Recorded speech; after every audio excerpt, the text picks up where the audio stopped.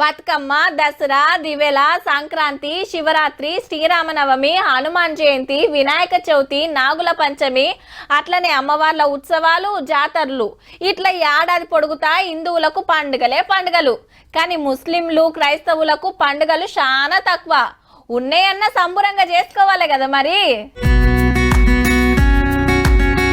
Christmas సంబురాలు అప్పుడే షురైనాయి అబ్బా. కేక్ మిక్సింగ్లు, షాపింగ్లు, లైటింగ్, చర్చిలను షింగారిచ్చుడు జోరుంది. మనోళ్లకు ఇదే పెద్ద పండుగాయే. పెయింట్స్, లైటింగ్, బెల్స్ కానీ ఇవన్నీ మొత్తం క్రిస్మస్ కి సంబంధించిన ఐటమ్ చాలా వెరైటీ పెట్టారు ఈ ఇయర్. ఎక్కడో చూసి వాళ్ళం కానీ ఇప్పుడు మన హైదరాబాద్ అన్ని వచ్చాయి. శాంతా క్లాస్ బొమ్మలు అయితే అద్దిరిపోయినాయి. ఇటు కేకులు సుత తీరు ఫ్లేవర్లు, డిజైన్లలో ఉన్నాయి. మళ్ళా 31st సుత వస్తుంది కాబట్టి పొట్టు గిరాకైతుంది.